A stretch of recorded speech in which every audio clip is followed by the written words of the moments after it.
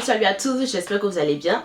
Alors, vidéo spéciale aujourd'hui pour les parents qui envoient leurs enfants étudier à l'étranger. Voilà, donc tonton, tanti, si vous m'écoutez d'ailleurs, cette vidéo, elle est vraiment spécialement pour vous aujourd'hui. Je veux en fait que vous sachiez ce qu'il faut faire, ce qu'il ne faut pas faire quand vous envoyez vos enfants à l'étranger, parce que je sais que c'est pas évident, surtout quand c'est la première fois, vous savez pas trop, vous êtes inquiet, vous savez pas trop quoi faire. Donc il y a beaucoup de choses, d'émotions. Donc voilà, aujourd'hui ma vidéo c'est vraiment fait pour vous donner un peu comme un petit guide en fait, pour que vous ne soyez pas complètement perdu, et aussi voilà, pour que vous sachiez un peu à quoi vous attendre quand vous envoyez vos enfants étudier à l'étranger.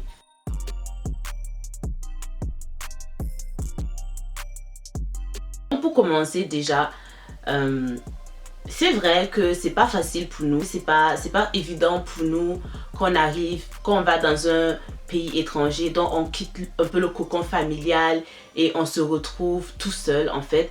Donc on passe de voilà, je vivais en famille, papa et maman étaient là, papa et maman s'occupaient de tout en fait, à tout d'un coup je dois m'occuper de tout, je dois gérer les dépenses, je dois voilà m'insérer dans la vie active, je vais le dire comme ça, même si c'est vrai que voilà, quand on est étudiant, on ne travaille pas, enfin, on a des petits jobs d'étudiants, mais quand on vient au Canada, surtout au Canada, on ne peut pas financer nos études. Si vous venez en tant qu'étudiants internationaux, c'est impossible en fait de travailler et payer vos études vous-même.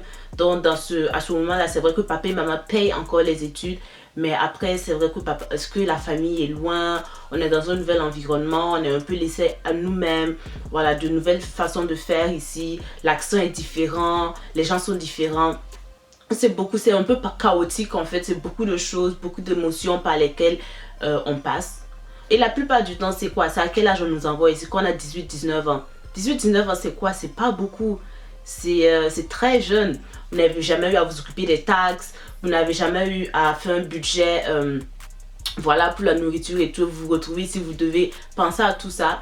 C'est vraiment chaotique, c'est compliqué. Et 18-19 ans encore, une fois, c'est très jeune. C'est très influençable. Ça fait beaucoup des mauvais choix de vie ou même des mauvais choix professionnels.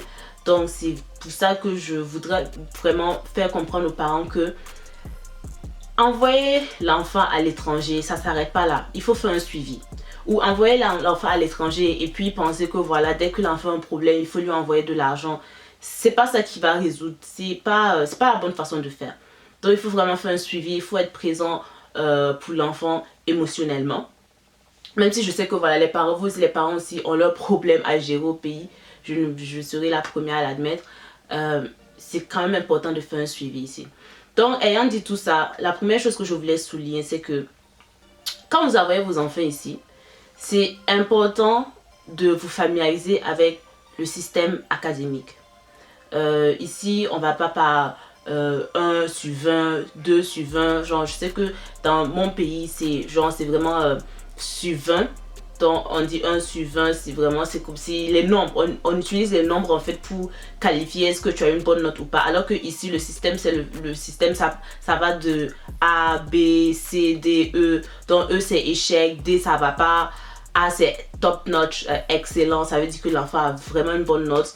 Et je sais que les parents en fait ils sont confus. Moi mes parents franchement ils comprennent pas le système académique ici.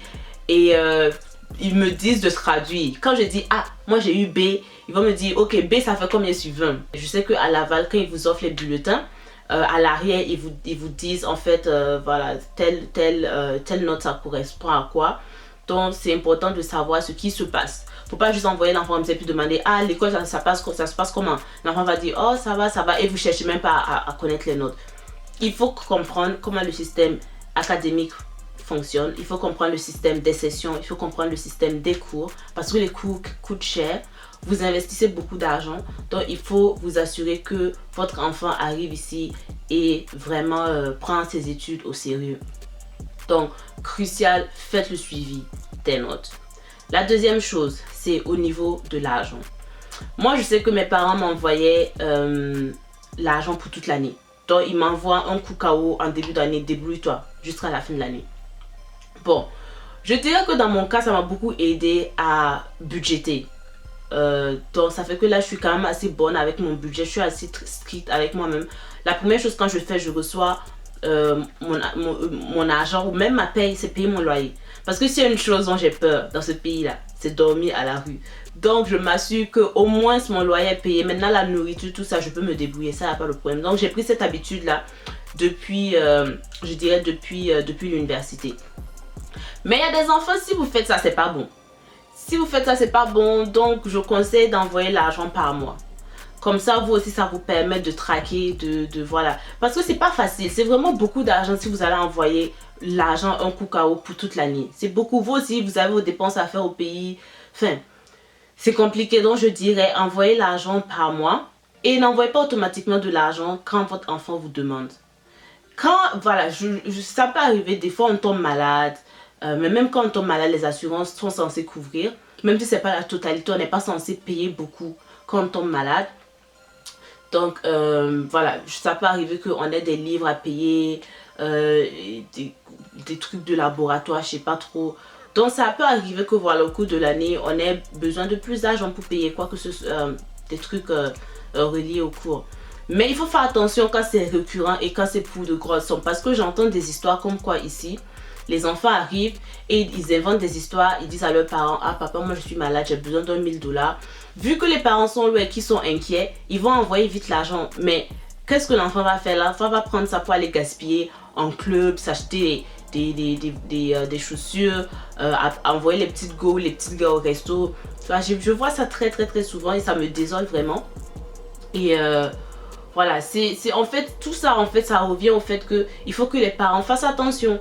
Moi, ça m'est complètement égal que tu veux aller en club, que tu veux dépenser voilà, des tonnes de milliers de dollars dans ou whatever. Mais quand c'est pas ton argent, quand c'est l'argent des parents, ça me dérange. Et il faut que les parents soient vraiment attentifs à ça.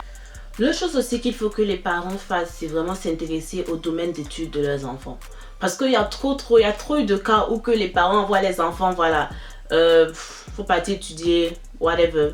Ils savent juste que l'enfant fait tel domaine, mais ils ne savent pas trop ce qui se passe. Ils ne savent pas trop si le domaine, en fait, s'il est débouché, c'est bon ou pas. Voilà, ils ne s'intéressent pas trop à ce qui se passe ici. Ils ne font pas d'interaction avec l'enfant. Ils n'essaient pas de savoir ce qui se passe. Et ça, c'est pas bon. Quand vous avez voilà, essayez de rester en constante interaction avec l'enfant, surtout pendant l'hiver. Parce que l'hiver, c'est vraiment la période la plus difficile à vivre au Canada. C'est la période où, en fait, tout est décuplé. Si tu es triste, ta famille te manque, ça va pas, tu es vraiment triste, c'est difficile. Donc voilà, même si quand l'enfant était toujours au pays, vos relations n'étaient pas trop ça. Quand c'est important de vraiment... essayez de garder contact avec votre enfant, surtout si vous l'envoyez en Occident ou que l'hiver est vraiment dur à vivre. Voilà, pour ceux qui ont les moyens, si vous pouvez, faites les rentrées en janvier parce que ça fait vraiment du bien de revoir la famille, ça fait du bien de retourner, de voir ses frères et sœurs, de voir cousins, en fait d'être dans un endroit plus chaud pour ceux qui ont les moyens. Sinon, bon voilà, il faut faire avec les moyens de bord.